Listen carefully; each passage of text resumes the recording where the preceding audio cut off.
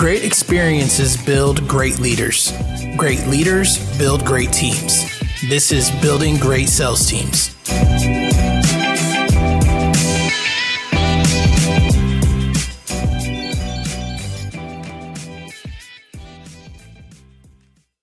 All right, guys, welcome back to Building Great Sales Teams.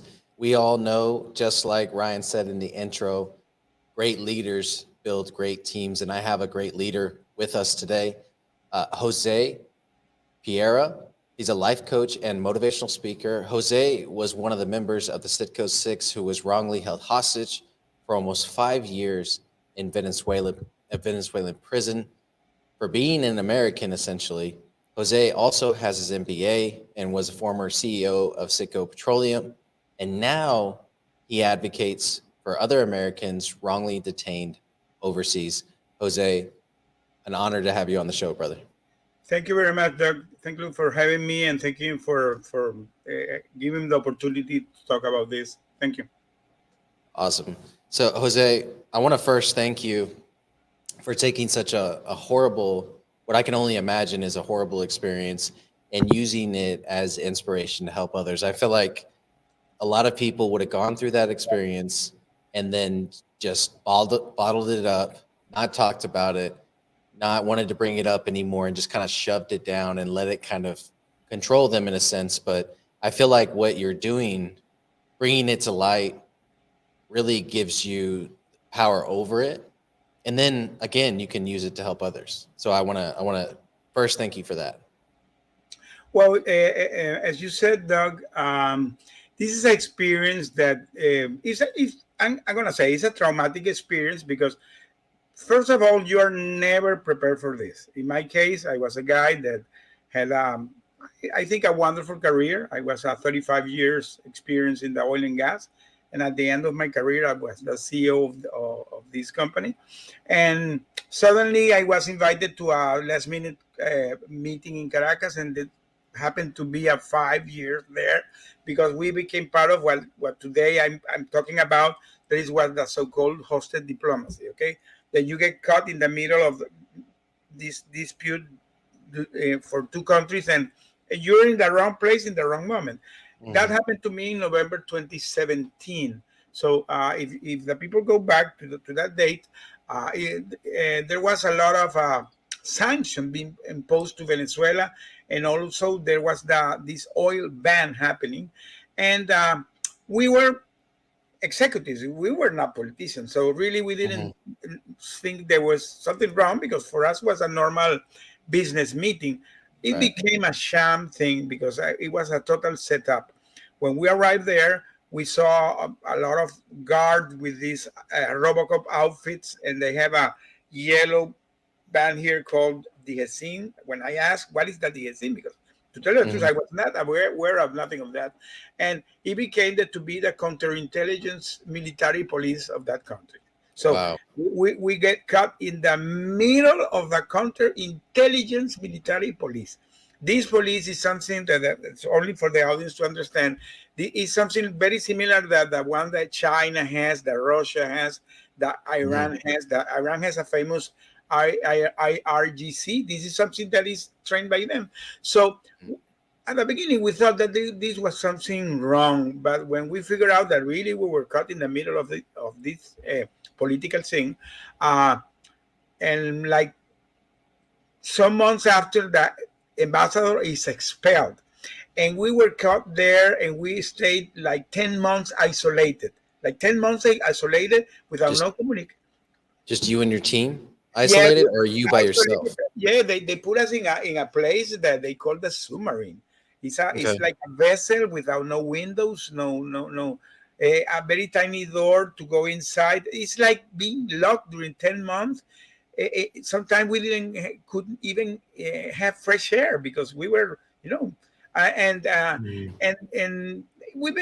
we at that point we went like in a survivor mode, okay? Yeah. But at some point we figured out that our families were fighting so hard for us that they get the pressure that the U.S. government, because there was no communication by that time, and then there was a commission of the UN the arbitrary detention commission of the UN. They flew to Venezuela. They visit us. There was a French lady and a Spanish guy that is from the UN. They came, they visited us, they saw that the condition we were was very bad. So to put it short, it was a very terrible situation. At some point, that commission made some pressure because there was a lot of violation of human rights, etc., etc., and they began to treat us a little better, and then they changed it to another room. Was not a fancy room. Was the only thing that we were only the six together. It was living like in a closet, okay, like a 100 square feet room. But when we were there, we were allowed to have some books. Okay. And when we begin to read books, I read a book that I always talk about this because this book for me was really inspiring. There is a book that was wrote by a guy that he was in the World War II in a concentration camp. His name is Viktor Frankl, Men in Search of a Meaning. So when I found that book, I saw, wow, this is powerful. This guy is talking about,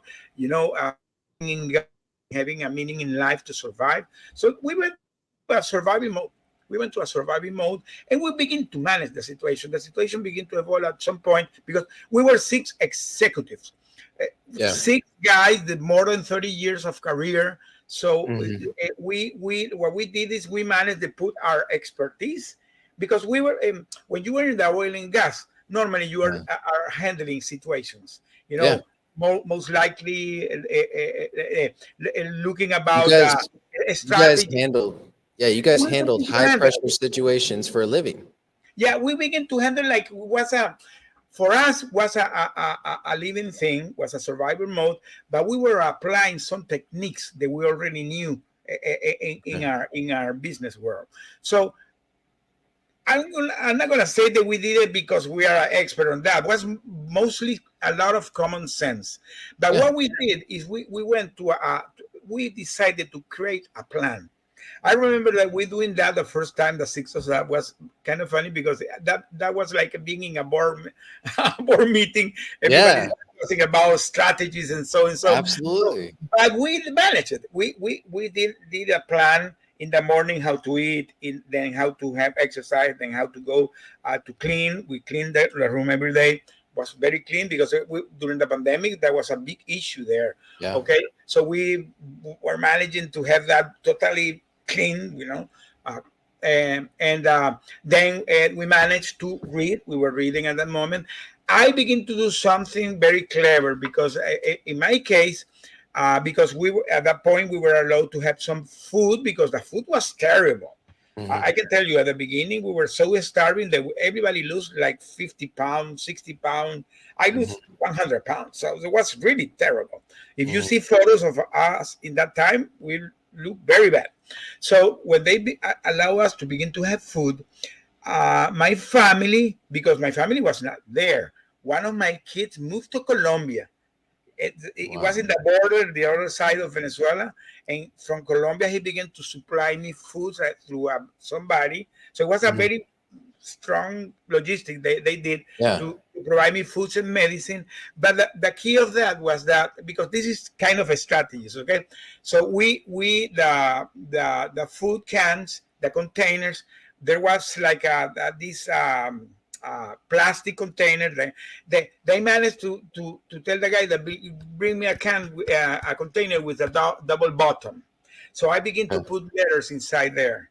So I could begin to have communication with my wife because we were having no communication, and sometimes they begin to allow us to have like a 1 minute call, and we had the visit of a lawyer 10 minutes for the 6. So it was like hey, bring me a shampoo, bring me we didn't have time to manage no situation. So sending the letters to me began to be a life changer because at that time I began to have communication to my wife. So when we sent the first letter, it was a big risk, but we took the risk. So when my wife saw the letter, she replied to me with another letter, and we begin to have these letters back and forward, back and forward, back and forward. And let me tell you, my friend, we did like 1,000 letters.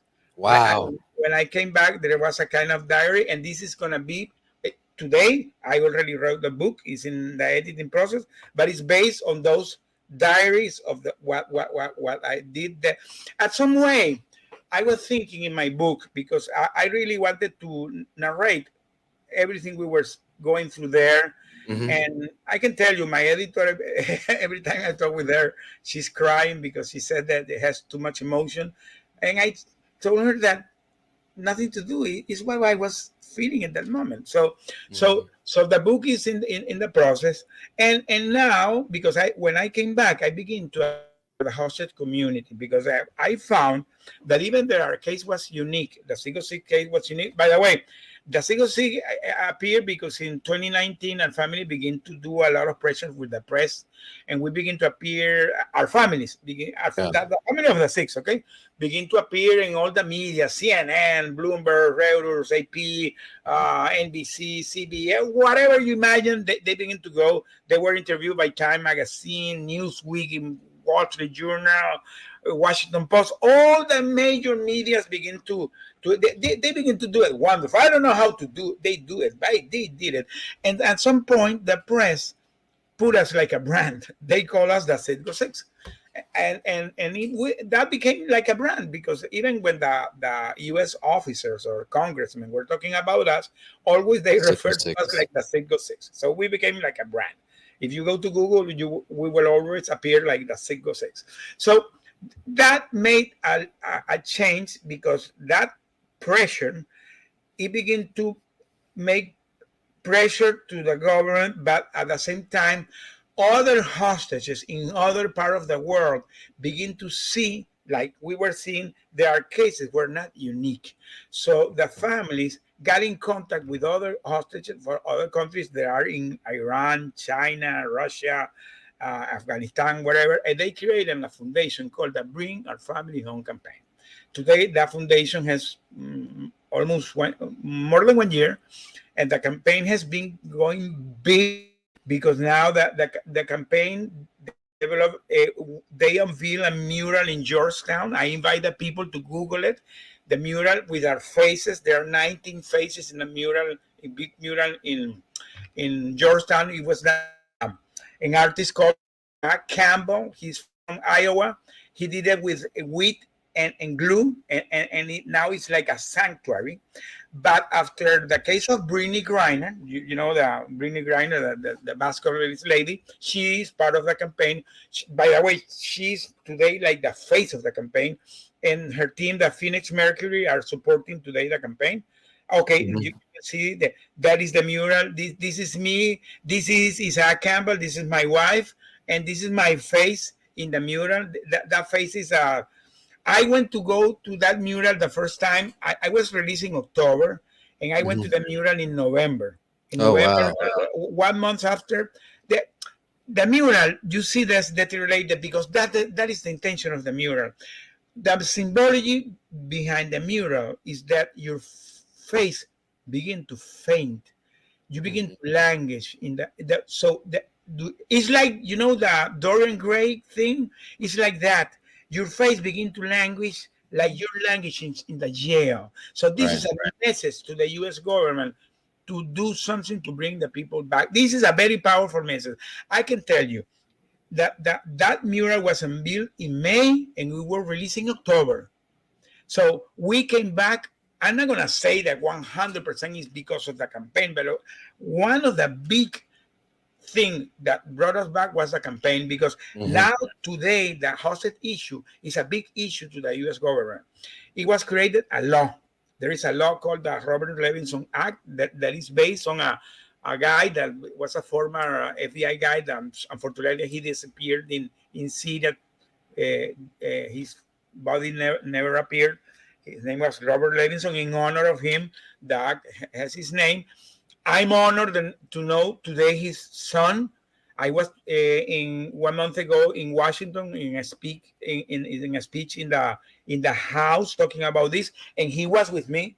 So I don't know if you have the photos of that, but I can share with the audience later.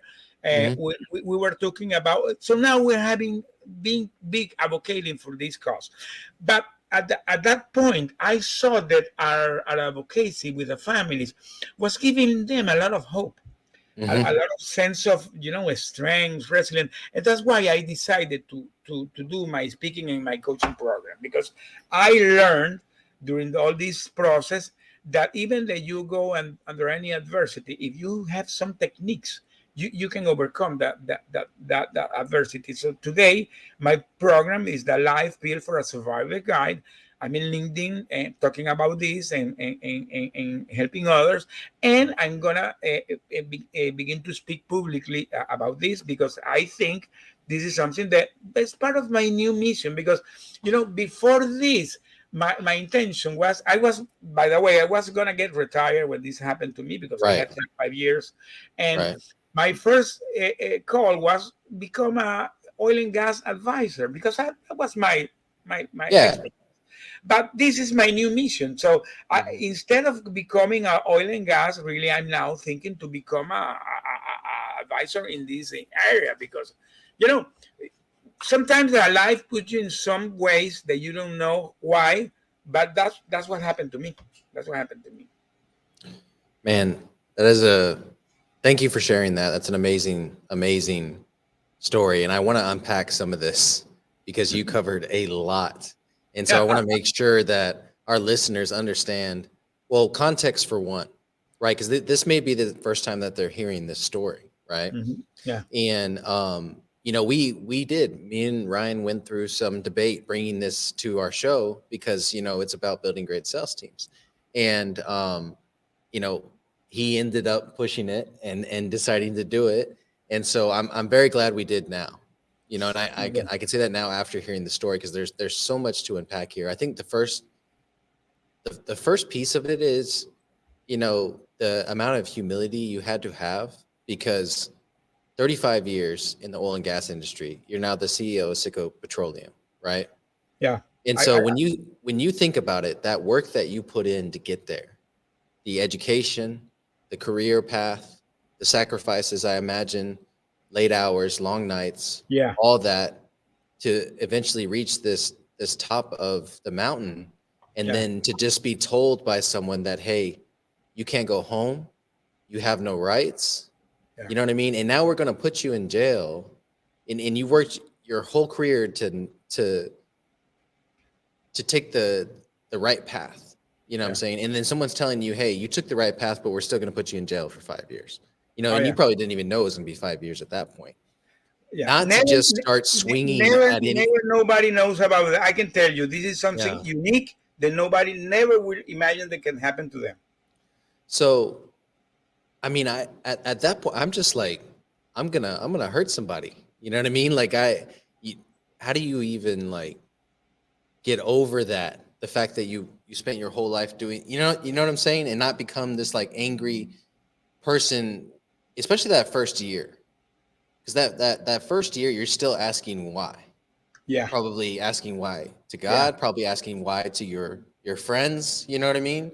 yeah, And so y'all went from that to like, okay, we've got to work our minds a little bit here, we've got to do something productive, let's start reading. yeah. And then eventually you started putting together your board meetings, you know what I'm saying, which I love that because I believe that as business owners and as executives, as managers, as leaders, at the end of the day we're just problem solvers. Yeah. That's all we do is solve problems. We don't Correct. do the actual work, we do the Correct. thinking. You know what I'm saying? And we solve problems. So you guys got to work your minds again, and you used it to be productive rather than to be destructive, which was, how do we escape? How do we hurt someone the way they're hurting us? You know what I mean? Yeah. And Yeah. so you guys started working together, and then the beautiful thing in all of this, I would say, is the advocacy on the part of your family, and then one of them moving to Colombia and basically getting you sustenance and medical supplies, and then communication, which was probably the most important piece of it all. 1,000 letters. I mean, that to me more than anything would be the hardest part mentally, is not knowing how my wife's doing, how my family's doing. You know what Yeah. I'm saying? And so when that Yeah. communication came through, I gotta imagine that was just an amazing relief for you I in can tell being you able. something. Sorry, doctor, to No, interrupt go you, ahead. but it's so funny that the thing of the letter. And let me to the audience to understand. We were so happy doing that because we did it like during 3 years. Okay, so it became like a joy every 2 days receiving the letter of my wife. By the way, the first time was handwritten. Then she began to do it in Word, so it was more sophisticated. It began to be so. I received the letters and then I destroyed them. I read it and destroyed them because I didn't want that they because sometimes they went to do Right. things there. So they never found nothing. I can tell you, never. We did it great because they never found that. So when I came back, I told my wife, you know what I'm gonna miss? Our letters. We were really, really doing great with the letters because our letter became a very wise communication channel because you said it right. You in your life has been solving problems. So Yeah. in some creative way, we decided to manage. I can tell you, Doc, in my book, you're going to see a lot of, this is only a tiny piece of what we did. We did a lot of things that if you're going to read my book, you're going to, see how much we managed our situation there because it became like a challenge. For us, became like a challenge. And I can tell you, when we were releasing October 1st, we were landing in a Caribbean island and there was a prisoner swap. So it was kind of a movie. So after that, we landed here in San Antonio in a military base. We stayed 10 days there in the military base, psychologists, therapists, trauma specialists, a decompression process. By the way, today all the hostages that come back go to San Antonio. Trevor Reed were there, Brian Griner. Okay. When That's all where the I'm guys based. return, they go to San Antonio. This is like a normal procedure that now the U.S. government is applying. Okay, it's very great, the program, by the way. It's called PISA, PISE, PISA. Okay, so after we went to that program, we begin to because you begin to think about all the things you did, and when we were the six talking about that, we were going in the plane. I was so happy. We made it. For me, it was like I made it. They didn't broke me, and I'm back here stronger. You know that feeling of that you feel powerful.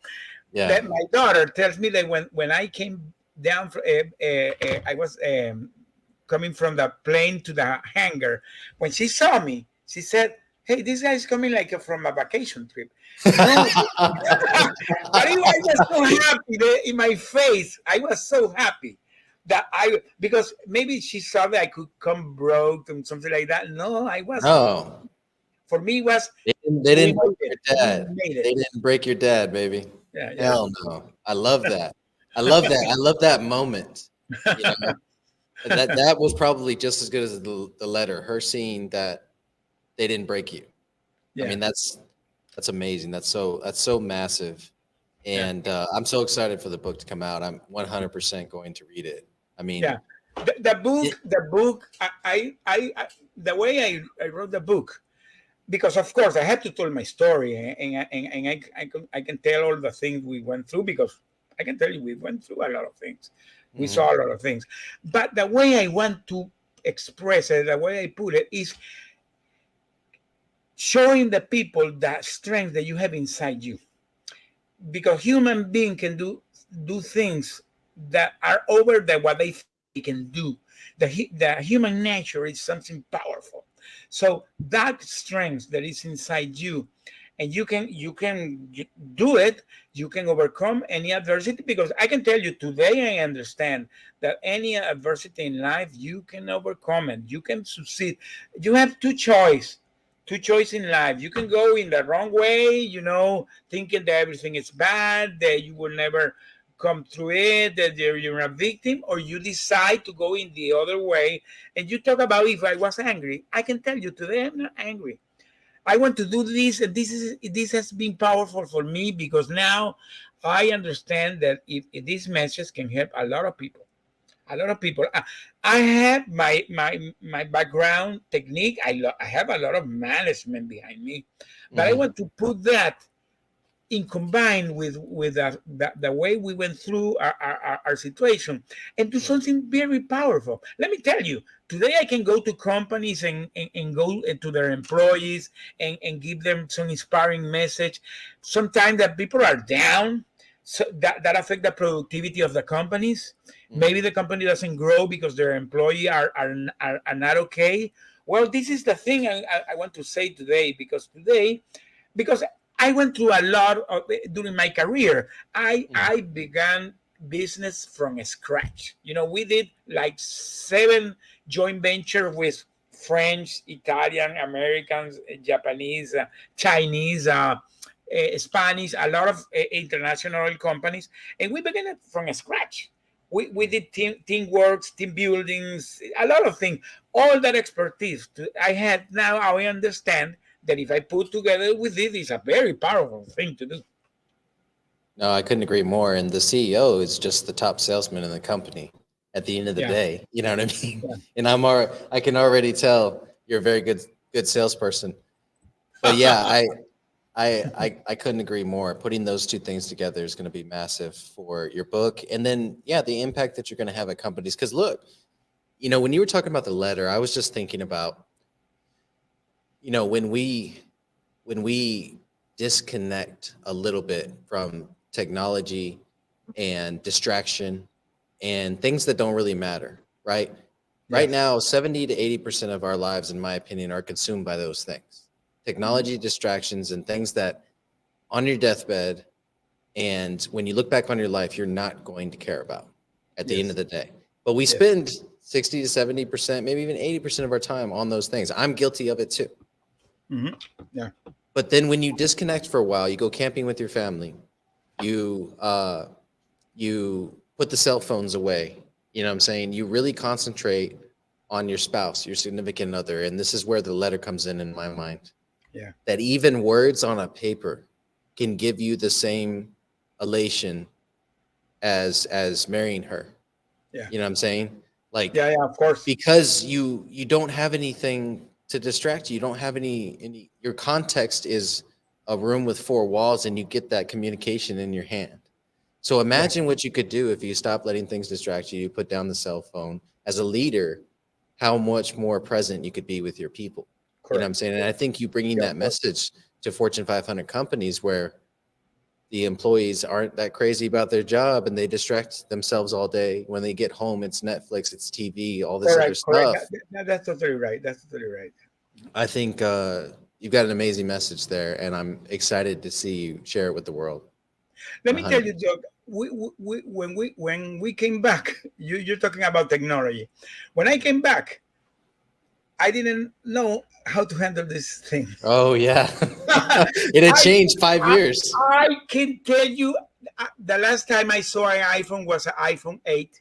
Oh, So wow. when I came back, I got the 14. So I was lost in technology. And let me tell you, I was so lost that I was so new on all this stuff of Twitter and Facebook and Instagram, LinkedIn, and now I'm all over that. Now I have my Facebook, my Instagram, my Facebook, my LinkedIn. Have thousands of followers right now. I have like 15,000 followers at this point. And having the wonderful interaction. I can tell you, LinkedIn has been so powerful for me. I have been getting great connection with people, because at the end, what you're saying is something that the people has a lot of need. After the pandemic, there are a lot of need. Some people are really lost, and some companies are suffering because of that. They're suffering because their employee doesn't have maybe that same performance they had before. People doesn't want to come back to the work, want to work from home. So there's a lot of issue behind that. So, and then the people are having their own things, their own problem. They're having problem with their wife. They're having problem with their kids. They're having problem with their illness. They're having problem with their finance. They're having a lot of problem. So if you put that together, it's really messy. So if you can give message to the people that really they can overcome all the situation, I can tell you this is very powerful. In the past, I did a lot of team buildings in my teams. I remember a lot of situations where we were having communication problem that we did team buildings, and it worked. It worked. So now combining that with the experience that I went through, that I can, because I'm a proof of life. I Yeah. prove that thing can be done. I prove if you implement some techniques, you can overcome it. So this is the way I want to handle today. This I is love the it. message I want to pass to the people today. Well, my last question is typically around legacy, but I feel like I already know what yours is going to be. You know what I mean? And you're well on your way to establishing that. Brother, I want to thank you so much for coming on the show and sharing that story. And I think it needs to be heard 100%. So we're going to do everything that we can to push it out and to make sure that, even people that have never heard of the Citgo 6 before hear about it and hear your story. And I'm excited for them to do that. Yeah, I have my link tree today. You can go to my link tree. Maybe I can give you the people to go there. In my Mhm. link tree, you will see a lot of things I'm putting down there. You will see Okay. my social media. By the way, when I came back 3 weeks after, I was interviewed with Anderson Cooper in his program CNN. So I Hmm. did a wonderful interview with him.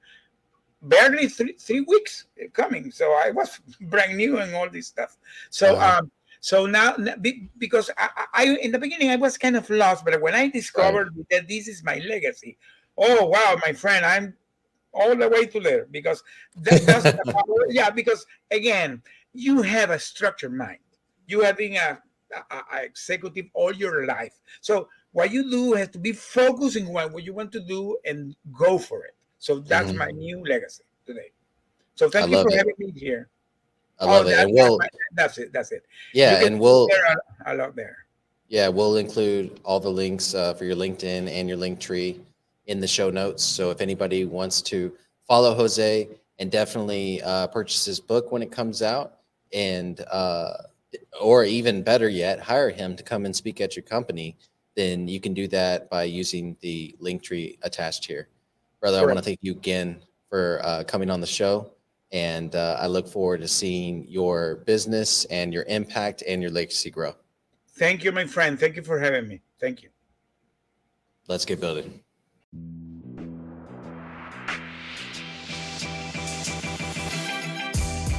Thank you for tuning into this episode of Building Great Sales Teams. We appreciate it. Be sure to execute on everything that you just heard, and let's get building.